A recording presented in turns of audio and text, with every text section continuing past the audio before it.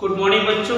आज हम स्टडी करते हैं इलेक्ट्रोड पोटेंशियल के बारे में, क्योंकि जो इलेक्ट्रोड पोटेंशियल है और ये स्टैंडर्ड इलेक्ट्रोड पोटेंशियल होता है, इसको किस तरह से हम मेजर करते हैं, ये सारी चीजें हम देखते हैं। तो सबसे पहले हम ये जानते हैं कि इलेक्ट्रोड पोटेंशियल होता क्या है। इलेक्ट्रोड पोटेंशियल का मतलब ये होता है कि the potential difference between the electrode and electrolyte surrounding the electrode are called electrode potential, है ना। यानी इलेक्ट्रोड और इलेक्ट्रोड के सराउंडिंग्स में जो इलेक्ट्रोलाइटिक सॉल्यूशन है, इसके बीच जो भी पोटेंशियल डिफरेंस आता है उसी को हम क्या बोलते हैं, इलेक्ट्रोड पोटेंशियल बोलते हैं। ये आम भाषा में अगर देखा जाए तो जब किसी मेटालिक रॉड को क्या करते हैं, किसी मेटालिक रॉड को लेते हैं, तो जब किसी मेटालिक रॉड को उसी के साल्ट सॉल्यूशन में रखते हैं तो ये मेटालिक रॉड इस साल्ट सॉल्यूशन के सापेक्ष या तो ऋणावेशित हो जाएगा या तो धनावेशित हो जाएगा। तो ऋणावेशित और धनावेशित होने के बाद जो सॉल्यूशन है इसके चारों तरफ भी धनावेश या ऋणावेश प्रोड्यूस हो जाएगा इलेक्ट्रोड के अनुसार। तो उनके बीच क्या होता है कि एक पोटेंशियल डिफरेंस प्रोड्यूस हो जाता है। उसी पोटेंशियल डिफरेंस को हम क्या बोलते हैं, इलेक्ट्रोड पोटेंशियल बोलते हैं, है ना। मैंने ये बताया कि जब किसी मेटालिक रॉड को उसी के साथ सॉल्यूशन में रखते हैं तो मेटालिक रॉड और साल्ट सॉल्यूशन के बीच पोटेंशियल डिफरेंस प्रोड्यूस होता है और वही पोटेंशियल डिफरेंस इलेक्ट्रोड पोटेंशियल कहलाता है। जैसे मैंने क्या किया, एक जिंक रॉड लिया और इस जिंक रॉड को मैंने क्या कर दिया, ये साल्ट सॉल्यूशन में रख दिया। कहां पर रखा मैं, साल्ट सॉल्यूशन, उसी के साल्ट सॉल्यूशन। जैसे जिंक है तो जिंक सल्फेट हमने ले लिया, तो जिंक रॉड लिया और जिंक सल्फेट सॉल्यूशन ले लिया। जब जिंक सल्फेट हमने सॉल्यूशन लिया तो होता क्या है कि जो जिंक रॉड है ये जिंक साल्ट सॉल्यूशन के सापेक्ष यानी इलेक्ट्रोलाइट के सापेक्ष ऋणावेशित होने लगता है, यानी इस पर नेगेटिव चार्ज आ जाते हैं। तो जब नेगेटिव चार्ज आएंगे तो इसको मेंटेन करने के लिए इसके चारों तरफ पॉजिटिव चार्ज आएंगे, इधर नेगेटिव इधर पॉजिटिव, जिसके वजह से क्या होता है कि इनके बीच पोटेंशियल डिफरेंस प्रोड्यूस होता है। तो वो बोला जाता है जिंक इलेक्ट्रोड पोटेंशियल, क्योंकि जिंक रॉड और जिंक सल्फेट सॉल्यूशन के अंदर पोटेंशियल डिफरेंस प्रोड्यूस हुआ है, तो इसे हम क्या बोलेंगे, जिंक इलेक्ट्रोड पोटेंशियल बोलते हैं। उसी तरह हम कॉपर रॉड लेते हैं, कॉपर रॉड को हम कॉपर सल्फेट सॉल्यूशन में रखेंगे क्योंकि उसी का साल्ट सॉल्यूशन होना चाहिए। तो कॉपर रॉड को कॉपर सल्फेट के साल्ट सॉल्यूशन में रखते हैं तो जो कॉपर रॉड होता है ये अपने साल्ट सॉल्यूशन के सापेक्ष धनावेशित होने लगता है। देख रहे हैं आप, पॉजिटिव चार्ज है, तो जब ये धनावेशित होगा तो इसके चारों तरफ नेगेटिवली चार्ज आ जाएंगे, जिसके वजह से क्या होता है कि इनके बीच पोटेंशियल डिफरेंस हो जाता है। उसी को हम क्या बोलेंगे, इलेक्ट्रोड पोटेंशियल बोलेंगे, है ना। तो इस तरीके से अब हम आते हैं स्टैंडर्ड इलेक्ट्रोड पोटेंशियल। अब हम आते हैं स्टैंडर्ड इलेक्ट्रोड पोटेंशियल के बारे में स्टडी करते हैं।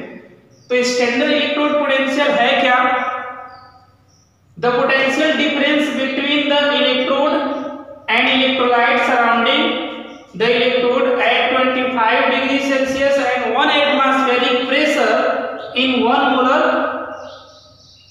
electrolyte। यानी जब हम क्या कर देंगे, जो जिंक रॉड है, इस जिंक रॉड को हमने क्या किया, इसी के साल्ट सॉल्यूशन में रखा, लेकिन कुछ बाउंडेशन है इस पर। बाउंडेशन क्या है, 25 डिग्री सेल्सियस क्या होना चाहिए, टेम्परेचर होना चाहिए। टेम्परेचर कितना होना चाहिए, 25 डिग्री सेल्सियस। साथ ही साथ प्रेशर यहां पर 1 एटमॉस्फेरिक प्रेशर होना चाहिए। और जो इलेक्ट्रोलाइट है इसका जो कंसंट्रेशन है ये होना चाहिए 1 मोलर कंसंट्रेशन, 1 मोलर कंसंट्रेशन अगर है, तब इससे जो इलेक्ट्रोड पोटेंशियल प्रोड्यूस होता है उसे हम स्टैंडर्ड इलेक्ट्रोड पोटेंशियल कहेंगे। यहां पर भी हम ले सकते हैं 25 डिग्री सेल्सियस, P जो होगा 1 एटमॉस्फेरिक प्रेशर, और ये साल्ट सॉल्यूशन 1 मोलर कंसंट्रेशन है ना। तो इस तरीके से हम क्या देख रहे हैं कि स्टैंडर्ड इलेक्ट्रोड पोटेंशियल है क्या, कि जब हम 25 डिग्री सेल्सियस, 1 एटमॉस्फेरिक प्रेशर और 1 मोलर कंसंट्रेशन लेते हैं इलेक्ट्रोलाइट का, और उसमें भी मेटालिक रॉड को हम रखते हैं, तो उस टाइम इलेक्ट्रोड यानी मेटालिक रॉड और इलेक्ट्रोलाइट सॉल्यूशन के बीच जो पोटेंशियल डिफरेंस आता है उसे हम क्या बोलते हैं, स्टैंडर्ड इलेक्ट्रोड पोटेंशियल बोलेंगे, है ना। जैसे यहां पर है, यहां पर भी आप देख रहे हो कॉपर रॉड है, इसको रखा गया है कॉपर सल्फेट सॉल्यूशन में, 1 मोलर कंसंट्रेशन है, टेंपरेचर 25 डिग्री सेल्सियस, जो केल्विन में रखेंगे तो 298 केल्विन हो जाएगा, और प्रेशर 1 एटमॉस्फेरिक प्रेशर। तो इस पर अगर हम रखते हैं तो कॉपर रॉड जो होता है और इसके इलेक्ट्रोलाइट होते हैं, इनके बीच जो पोटेंशियल डिफरेंस आएगा उसे हम क्या बोलेंगे, स्टैंडर्ड इलेक्ट्रोड पोटेंशियल कहते हैं। तो आगे हम पढ़ते हैं, नोट कीजिए। एक चीज और यहां पर हम देखते हैं कि जैसे एक होता है ऑक्सीडेशन पोटेंशियल, एक होता है रिडक्शन पोटेंशियल, समझ में आया।